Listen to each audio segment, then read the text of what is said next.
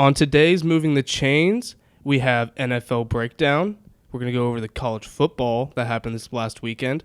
We got the NBA. It's back. We're going to talk a little bit about local sports. And to cap things off, we're going to talk about the biggest cancers on a football team. Because cancers can be contagious. Yeah. They can be. They can be. All right. We're going to get into it. Here we go.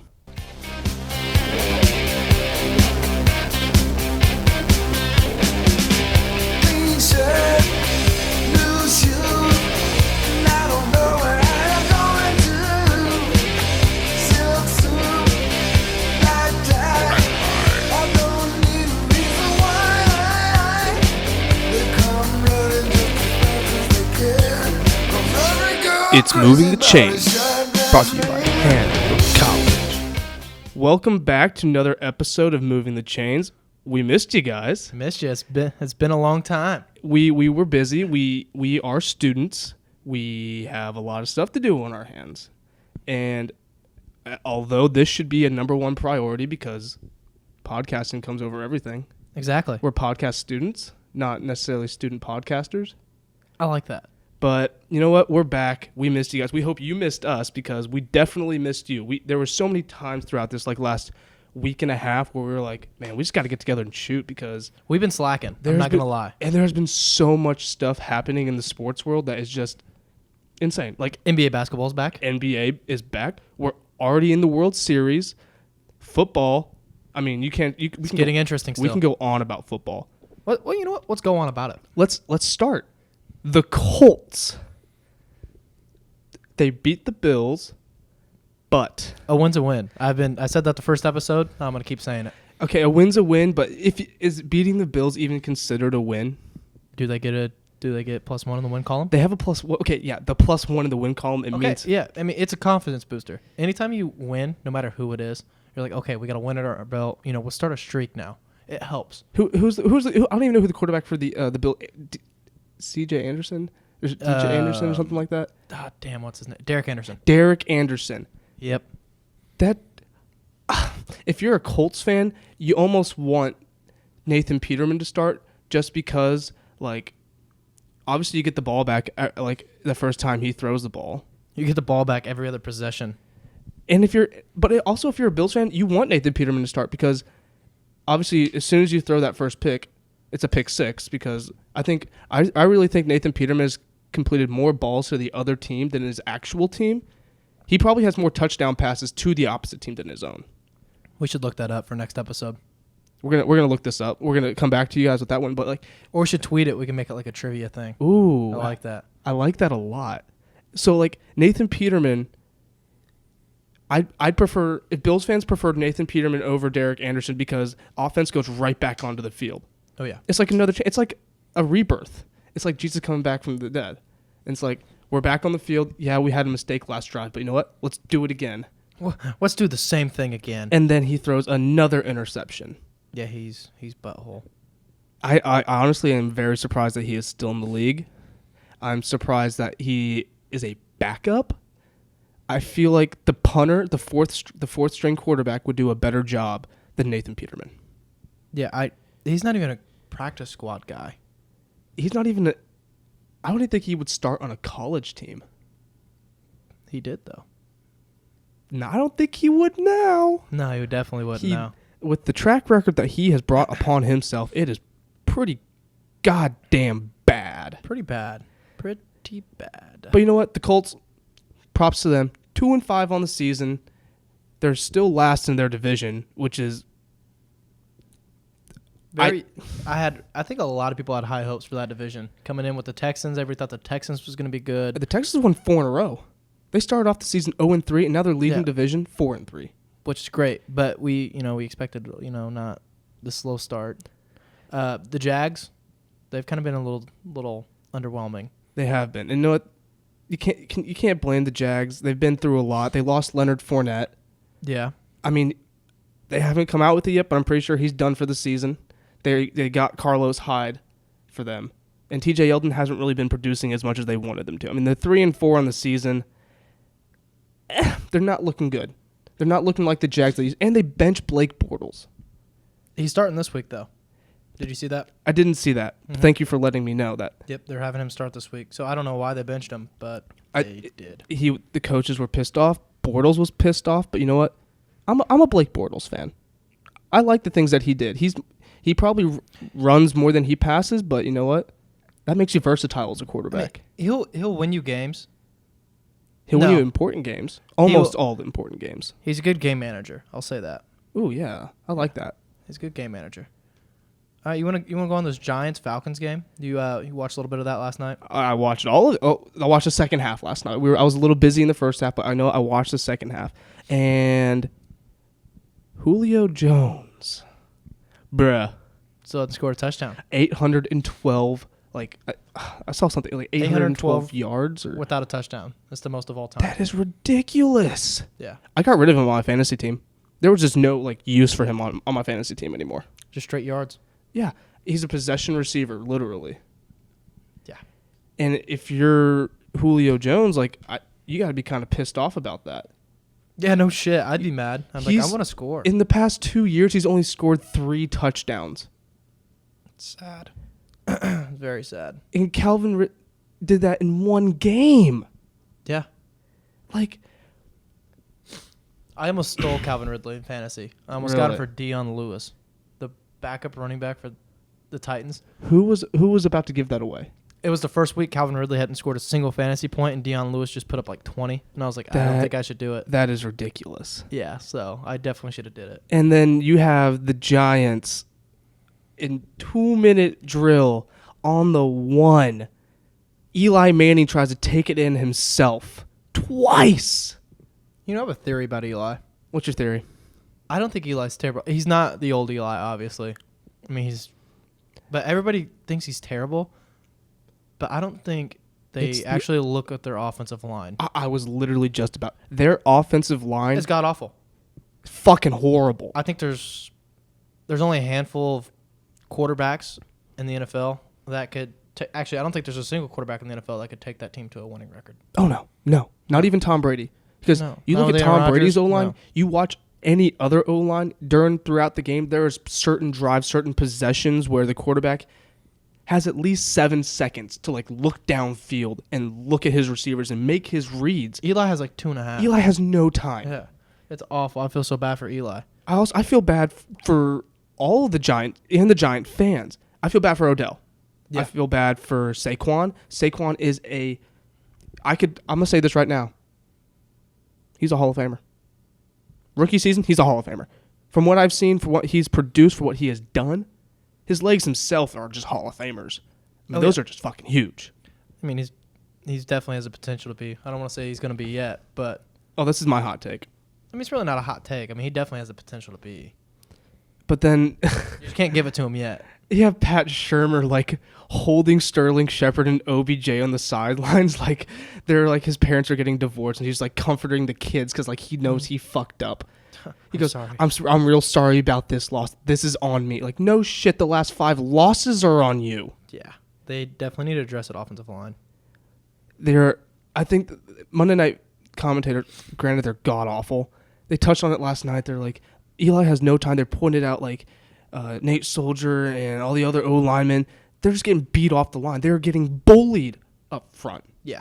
They definitely need to. That's the thing they need to address them. And the thing is, Atlanta Falcons defense is not that good. No. That's why they've 4 losses on the season? Something like that, yeah. They're not good. They've obviously given up a lot of points, but they made the Giants look horrible last night. Yeah. It's not good for the Giants. I don't think Pat Shurmur will be there much longer if he keeps going this route. You know what's good for the Raiders? Trade Amari Cooper for a first-round pick. Breaking news, yeah. That I saw that, and I was a little shocked. I really didn't think that they were going to get Amari Cooper. He's going back to the Raiders. He was on the Raiders before, wasn't he? No, not the Raiders. He's going to the Cowboys. Cowboys. Yeah, that's my fault, yeah. He's definitely not worth a first-round pick. Mm-mm. He had, maybe one. He's had one good game this season, I think. He's had one good season in general. Everybody, when he got drafted, was he's going to be real good. He had that first good rookie season. He may have had a good second year, too, but these past 2 years have been very disappointing. They have been, and he hasn't produced numbers like he should be. You mentioned that, and you know what? Maybe things will change once he gets to once he gets to And Dallas. the more I've been thinking about this, I don't know if it's just the front office doing this or if it's John Gruden, but they have 4 first-round picks for the next 2 years. 3 of them in the next draft. I think they're already starting to rebuild because they know the season's just gone. And I feel like they knew that before the season because, I mean, you almost have to be dumb not to pay Khalil Mack. And they just didn't. No, but they got 2 first-round picks, like a second-round pick. It was 2 first-round picks, a third round, and a 6th round. Yeah, so, I mean, they're stockpiling picks. So I just feel like they want to go in this rebuild. They must have a lot of confidence in this new upcoming draft class, but honestly, I haven't seen anything that stands anybody in college football that stands out that would be good for the Raiders. We'll see. Maybe Joey Bosa? Maybe. I'm hopeful, but at the same time, I just don't know. All right, let's talk about these Browns, man. The Browns are is the team that is addicted to overtime. This is their 4th overtime this season. Well, I've said it before. They're young. They just don't know how to close out games yet. I mean, and when they figure out how to close out games, I mean, it'll be good. They won't be in as many overtime games. You know, they'll be playing well. I mean, they're playing well now for what the Browns usually play. I mean, just imagine if they did finish out these overtime games. Oh, they'd be good. They would be first in their division. Yeah. I mean, just think about that. Baker Mayfield in his rookie season, if he wins, if he closes these overtimes, if they make a couple field goals, they're division leaders. They're over some good teams. Very good teams. Their division, pretty damn good. Yeah, their division's good this year. And I mean, it's good almost every year, but every coach will say this. We are just one play away, and they literally are just one play away from being a really good team. They have really good athletes. I don't think I've ever said the Browns have really good athletes before. I don't think anybody's ever said that the Browns have good athletes, but they really do this season. Yeah, the only good athlete I can remember from the Browns is Josh Gordon. Oh, R.I.P. No, he's playing well now for the Pats. Yeah, I know. It's like they're cheat codes. The Pats are just cheat codes. Yeah. But you wanna move on to some little college football action? Let's get to college football. Yeah. 8 undefeated teams. It's been there's not even 8 undefeated teams anymore. We're down to 6. That's the wrong outline. Oh yeah. But who lost this weekend? I don't even want to say it. My boys. Who won this weekend, I should say. Not the fucking Buckeyes. Boiler up. I was so disappointed. I was distraught. I was disgruntled. You were drunk? I was another D word that I couldn't even think of to describe my emotions. It was just a very, very rough college football weekend for me. But it was so fun. For you? That viewing party that we had? The viewing party we had, I really didn't even think about. There were just so many Purdue fans apparently on this campus. Well, I know 2 of my roommates are huge Purdue fans. I know that as well, but then we had other people coming in. They're like, boiler up. And I'm and then I had another one of my roommates went to school with Rondell Moore. Yep. I'll say this now. Rondell he's going to be a great athlete in the NFL. From what I've seen, for what he has done. You know he squatted 600 pounds? Yes, I saw that video. He is a freshman. He is 19 years old. Squatting 600 pounds at 5'9", 170, 180 pounds? He's 175 pounds. Wow. That's a unit. It's a very small unit, but he does big things. Yeah, he's a dog. Did you see that play where he caught a little screen pass and then ran through Ohio State defenders and then just scored? And fucking housed it? Hell yeah, watch that. I was like, Buckeyes, gentlemen, the brotherhood, what are we doing? They forgot how to play football in the second half. It's a game. The Buckeyes were awful. What's their ranking now? They're like 11th. They got kicked out of the top 10. They are now ranked 11th on the AP poll. 11th. Is that the lowest they've been in? I don't think it's the lowest they've been, but it was definitely a big shock when I saw It's that. the lowest they've been in a long time, I feel like. I didn't think they'd be kicked out of the top 10. I thought they'd be like, I think they'd be lower, like maybe. Because Purdue's a good team. They're an okay team. No, they're good. They played good Saturday, but they're an okay team. That's the second ranked team they've beat this year, I'm pretty sure. They beat Boston College earlier in the season. Oh, that's true. They did beat Boston College. Yeah. But they're good. I bet they're good at home. I bet after this week, they're ranked top 25. I think they're like they're not ranked right now. Yeah, they're fringe top 25 right now. But the thing that's going to kill them is their record because they're 4-3 on the season right now. Yeah. they'll be ranked in their conference. They are 3-1 in the Big Ten. Which that means something because the Big Ten's stacked. The Big Ten is stacked. I'm a huge Big Ten fan. If none of you guys can tell, huge Ohio State fan. But you know what? Something that surprises me is Dwayne Haskins. He threw 73 times. Bruh, your arm. Yeah. That's a pitcher going out there pitching 7 innings. I can't even pick my arm up, and I barely lifted yesterday. How much ice do you think he took after the game? Like, his arm must have been in a cast of ice. Yeah, he had heli ice. And he threw for another 400 yards. 470 yards on 49 attempts and 2 touchdowns. Only 2 touchdowns, and they both came in the fourth quarter. They were in the red zone 4 or 5 times and did not score. There was a 4th down where they were on the 3. Got stuffed? And the pass was just off the hands. Oh, I could have swore they got stuffed one They time. got stuffed probably the other times.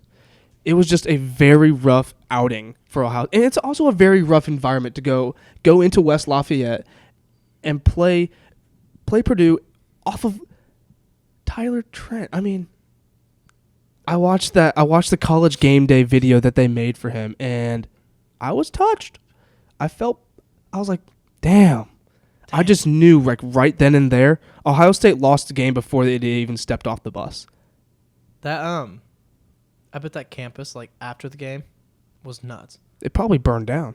I'm surprised they didn't. I had friends messaging me. I had people texting me. Hey, Jake, fuck you. Yeah, they're like, boiler up. Fuck you. I was like, you know what? They'll be back next week. Well, I sure hope so. They will be. I mean, it's college football. I mean, it's just like college basketball as well. Upsets always happen. It's just one of these situations where Purdue played damn near perfect, and they beat They really a did. good team. I mean, the fourth quarter just blew up they scored 28 in the fourth quarter. Yeah. And probably all those touchdowns came within like the last 6 minutes because Ohio State, they scored their 2 touchdowns early on in the fourth, and then they tried to stop Purdue, but then they would just hand it off to DJ Knox, and DJ would just take it right up the middle to the end zone. Putting your bias aside, was it a fun game to watch? If you're not a Ohio State fan. If I'm not an Ohio State fan, was it a fun game? I'm not to a fan watch? of either team, and I love that game. Yeah, I'd say it was a really. I would say it was a great second half team. Great second half game. First half kind of boring. Nothing really going on in the first quarter. A little bit of action in the second, but the third and fourth, electric. The underdog. I know you're one for the underdog. Guy. I mean, shit. Underdog guy. And you know what? I'm Dwayne Haskins. He's a Heisman contender. I'd say that. Oh, still, yeah, he still is. I think almost every game he has thrown for over 400 yards. Yeah. Actually, he broke. I think I saw something that said he broke the school record for passing yards in a game. 470 yards. I might be wrong. That wouldn't surprise me. It might be just his career, but 470 yards.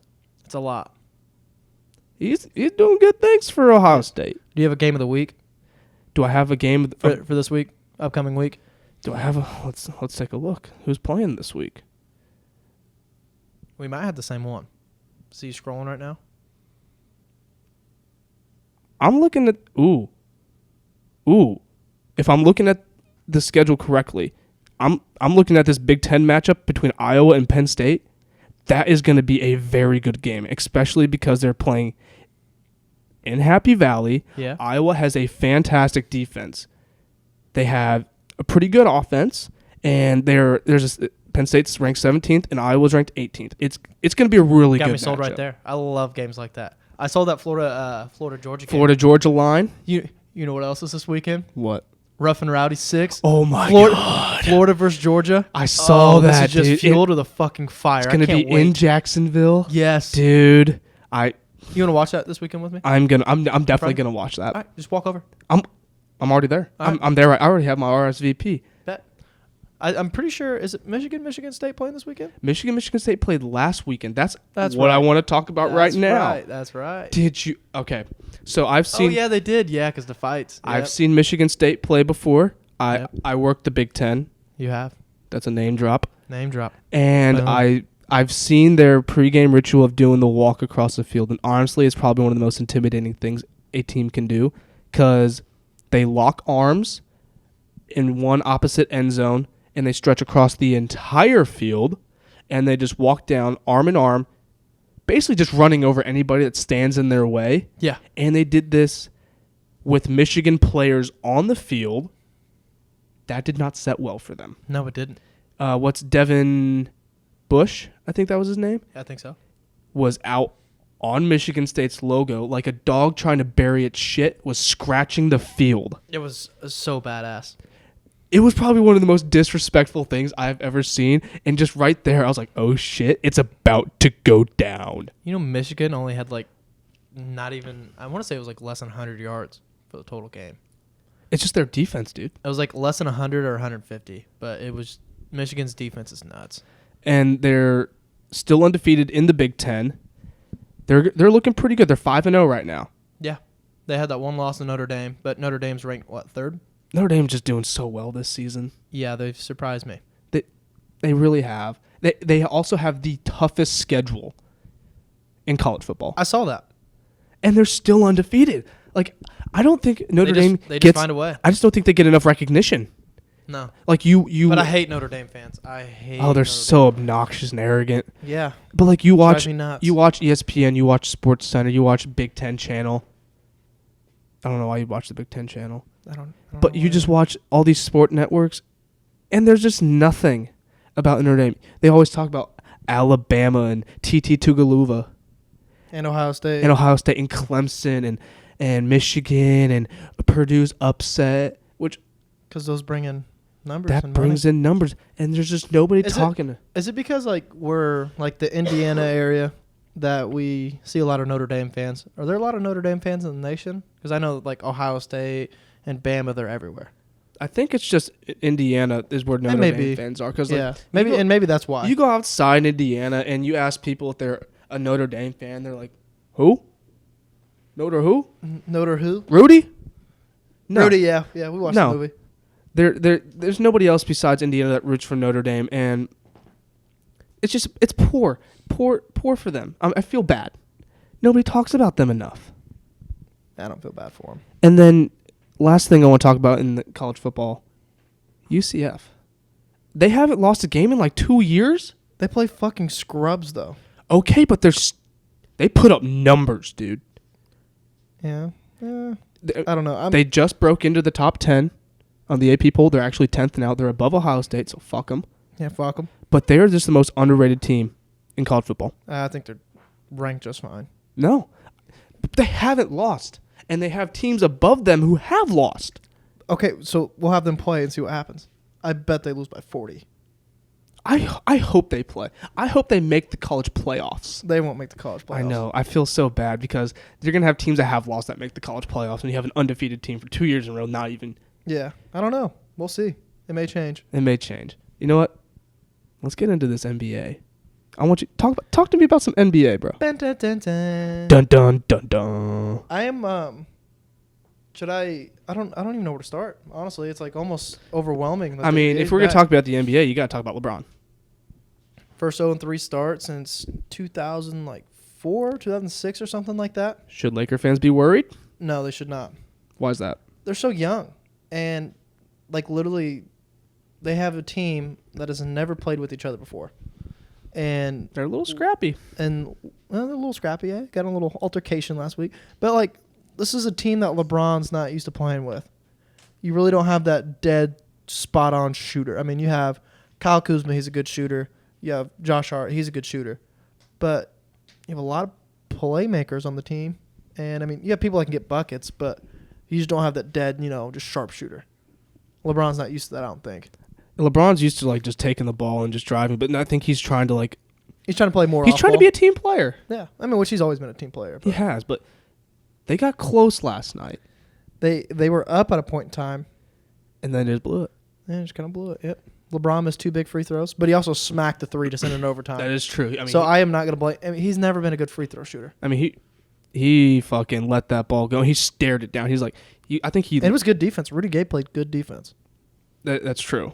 I mean, the Lakers... I just want to talk a little bit about the fight and the altercation that they had. Oh, yeah. With Ingram, Rondo, and Chris Paul. That was awesome.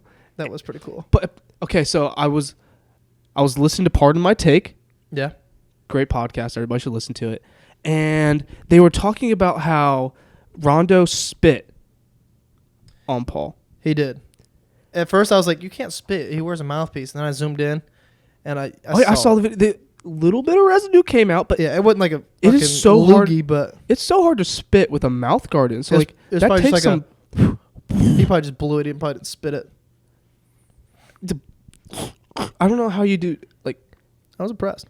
And then, bruh, he got so pissed off. Like Chris Paul started like getting his face, and then Rondo came at him with that left hook. I know there was like 3 good connected punches. I think Dana White's gonna call him up. I think rough and rowdy. Fuck the rough and rowdy. They're just going straight to the octagon. Let's go straight. Could to you the imagine if Rondo and Chris Paul went at it in the octagon? Who do you get your money on? I got my money on Rondo. I got Rondo, dude. Yeah. That dude, He's so long. street fight. Yeah, he's so long. I can just see him going in there and just not stopping. Just Chris Paul's just probably. Well, Chris Paul doesn't play that much defense, so he'd probably get his ass No, kicked. Chris Paul's locked up on D. He'd probably just get his ass kicked anyway, just because Yeah, he's so tiny. He doesn't have that reach, and then Rondo just like. Yeah, no, Rondo definitely. He'd probably do that thing where he, like, when kids bully somebody and they put their hand on their forehead. Yeah. And then just fucking Chris Paul's just swinging at his stomach and can't even get a connection. Do you have a favorite basketball team? I don't follow the NBA as much, but I'm from Indiana, from the Naptown, from the 317, so I got to rep my Pacers. You're a Pacers fan, huh? I am a Pacers fan, and we're not doing too bad. We're not doing too bad. 2-1. 2-1 on the season. Can't beat it. And, actually, no, we're 2-2. We're 2-2, and we're a 500 team right now. Are you sure? Yeah, I'm looking at the stats right now.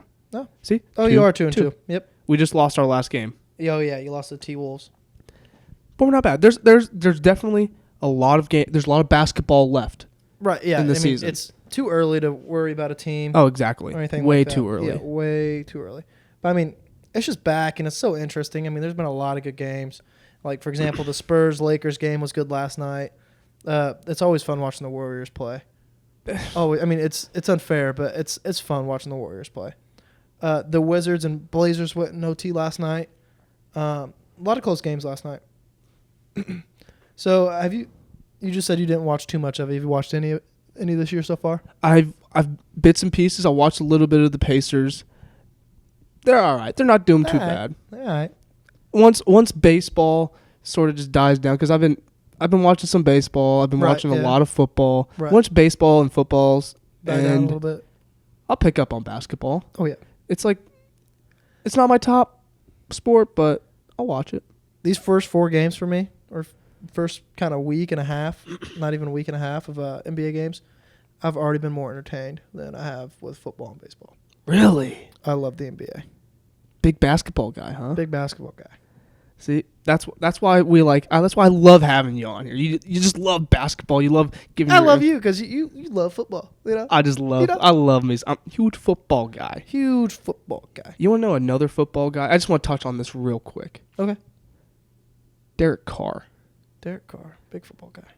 This man was crying in the game after passion. he got. It's passion for the game. I mean, you have a man, A grown man. 30-something years old, playing in Oakland for John Gruden, crying. Is it for the love of the game, or do you think he is just so pissed off and so just done with being a bad team that he just let all his emotions out at once? It's like a girl holding everything in, and just one little thing sets him off. Then I'd be done. Dude, I don't blame him. With this season, I'd just be done. I'd be like, fuck this. Fucking done. Let's use these first-round picks next season. See if they can win us a game. Yeah, for real. They might just trade Derek Carr away, get a better quarterback. It wouldn't surprise me. Because I honestly, feel like anybody's open on that team.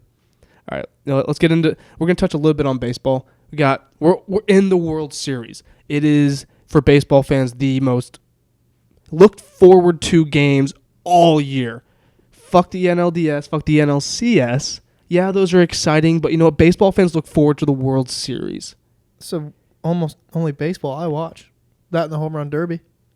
See, I love watching baseball too. If nothing else is on TV, I'll pop on a Cardinals and Braves game, for example, and just watch all 9 innings. Yeah. I could sit there and watch every single pitch. I could sit there and watch every single strike, every bat. I could not. Dude, baseball's just one of those things that's hard for me to watch. Oh, dude, I would rather watch golf, which I love watching. I love watching golf. I'd rather watch golf than I mean, I fell in love with watching baseball when I was in the 8th grade, and I first started playing baseball in 8th grade, and I was like, you know what, I don't know much about this, so I started watching it, and I was like, damn, this is fun. This game's pretty cool. I remember I love going to baseball games. Oh my god, going to baseball games and watching baseball games are two completely different things. You could do anything you want at a baseball game. It's like you could have a business meeting at a baseball game. You could bring a girlfriend to a baseball game. You could bring colleagues and friends and family to a baseball game, and literally you can just shoot the shit. You could get into the game. You could just not even pay attention. Just sit back, drink beer, and eat a hot dog. Oh yeah, an overpriced hot dog, and you could just enjoy yourself. It's like watching TV. Like it's like background noise basically. Yeah. You pay $30 for background noise. That's right. But it's so worth it. It's for the memories. That's why it's America's greatest pastime. Yeah. Many people might not consider it America's favorite pastime, but it is. It's historically one of the best games ever. So it's a pastime because it's not as popular as what it used to be. I'm going to say this now. Like, baseball is probably the best sport ever. I see it as one of the greatest sports of all time. Yeah. I mean, it's been around the longest, and it's been really consistent. It's probably I think it's the hardest sport ever. Debatable, but I could see this. You want to debate it real quick? Hmm? You want to debate that real quick? I mean, yeah, we can debate it. Okay, let's get into this. All right. Why don't I think baseball is one of the hardest sports of all time because there's just so much mental things that go into the game of baseball that not many people consider. Like right. Yep. Clayton Kershaw, one of the Hall of Fame, is going to be a Hall of Fame pitcher. You're welcome, Reed Mawson. And this man was in the bullpen 48 hours before the first World Series game, just mentally getting reps. Not even pitching, like not even having he has a ball in his hand, but when he throws it, there's nothing in his hand. He just lets it go. It's just all about that mentality of getting into the game. That's where it first starts, is the mental side of baseball. I remember in high school, we would have our 6 a.m. practices, and our coach would just have us lay on the ground and just do breathing exercises, just because of how mental this game is before the even physical part. I think all sports are like that, though. I would argue football's like that. I would argue basketball's like that. I would say it's not as much, though. Yeah, but no at the same time. Why? But yeah, why that? So I can see we were talking about going in 48 hours sitting in the bullpen, but you also got to think. I mean, basketball and football players do that too. For example, I want to say it was last year, Kyle Lowry had a bad playoff game, and he was seen in the Raptors arena at 4 a.m. getting shots up and 3 a.m. getting shots up after the game. Okay. Because, I mean, it's the mental standpoint. He knew he had a bad game. He wanted to refocus. He was in there getting shots up. But I feel like it's all about consistency in the NBA. Like, you have your shot, you find your shot, it goes in. But in the MLB, in Major League Baseball, like, consistency is key, but also failing is a part of the game. Oh, failing's a part of every game, though. I mean, somebody can succeed 30% of the time in the MLB and make millions of dollars. If you succeed 30% of the time in the NBA, you're not even on a roster. Yeah, I could see that. But I mean, I can see that. Like, okay, so in basketball, you have a stationary target, the basket. Yeah. In baseball, you have a moving target moving at variations of 70 to 100 plus miles an hour. What about football, though, when you have several different targets?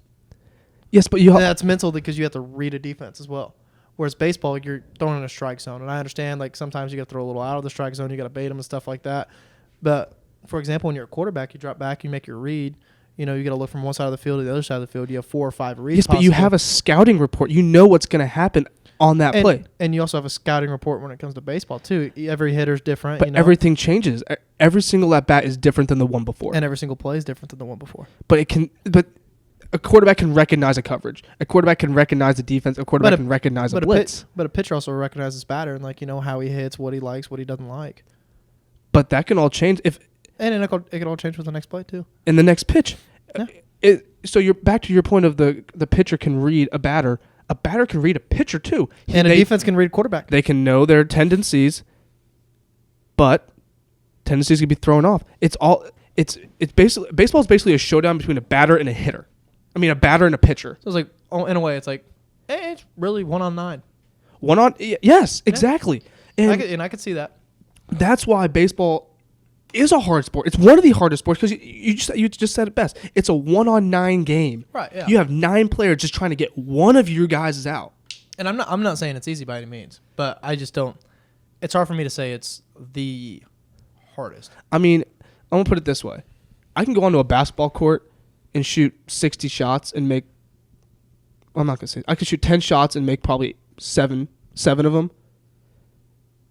I go on a baseball field and I go up against a pitcher. 10 pitches, I'll maybe hit 1.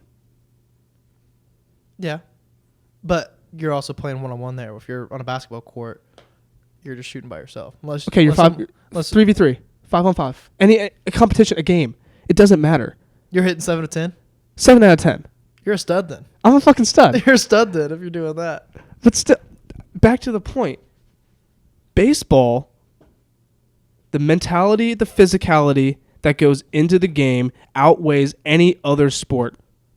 You could argue the mental aspect, and I understand that, but I would not argue the physical aspect at all.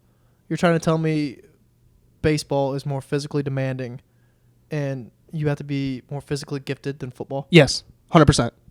How? Riddle me that, Batman. Okay, a football player, big guy. If you can tackle, if you can track down a player, you're good. You're going to be good. You're going to be good on some sort of level. But in baseball, you have to swing a bat that's probably, let's see, if I can just, this is bad radio, if I could just measure out a bat in my hand. It probably has a circumference of like what? Yeah, but a bat's like, doesn't weigh that much. But you're still swinging that as hard as you can, trying to hit a tiny ball at a tiny target with very little reaction time. Yeah. No, and I understand that. It takes a gift. It takes more. It does take a gift, absolutely, but that's it. I think we're talking about two different types of physicality. Like physically, football. Okay, I'll say this. Physically, football is more demanding, but physically, baseball, it's more. It takes more to do baseball. It's more hand-eye coordination. More hand-eye coordination. And that's it. That's the only thing it has on both the sports is hand-eye coordination. Which is very vital in all sports, I'd say. Yeah, it is. It's very. I think it's one of the number one components to being good at a sport is hand-eye coordination. Yeah, and I would second that, but it also doesn't help when you go out there and you see people like, for example, OBJ go out there and smack balls for batting practice and throwing like 90-mile-an-hour fastballs. I mean, games. OBJ is just he's an unbelievable athlete. But I know what I'm saying is there's a lot of people that could transition to baseball and not be like an all-star or anything like that, but they could produce. But I don't see baseball players go, and there's very few of them, but I don't see a lot of baseball players going into other sports either. That's because they focus so much on one sport that there's just no other use for their time, for their talent. Yeah, it's just because all they do is hand-eye coordination. And like outfielders are like stupid athletic too. Oh my God. Dude. Yeah, but at the same time, they're not as athletic as a point guard or a shooting guard in the NBA. They're not as athletic as a running back or a receiver. Okay. Yeah. You know what? I think we should just leave this debate up. Let's get a poll on Twitter. I was about to say, let's get a poll on Twitter. We'll let the fans decide. Honestly, this is probably one of the best, a really good debate. Yeah, you could debate this. I love talking like. You know what's not the most physically gifted sport to play? What? Cheerleading. That's not even a sport. Think we should wrap it up? I think we should. You know what? Let's just give a couple shout outs to local sports. Oh yeah. Hanover football. Big game this week. Big game. This 5-0 in the HCAC. That's me knocking on wood. Hell yeah. We have an unbelievable matchup coming this Saturday against Mount St. Joe. I'm going to be there. It's going to be one of the biggest tests that we face all season besides Franklin. Fuck them. Actually, we're not even going to mention the F word again on this. If we mention that school up north, we're going to say the F word. That's right. Just the F word. Yes. So this is my theory. When we win on Saturday, like it. The HCAC conference all comes down to when Hanover faces the F word at the F word's place.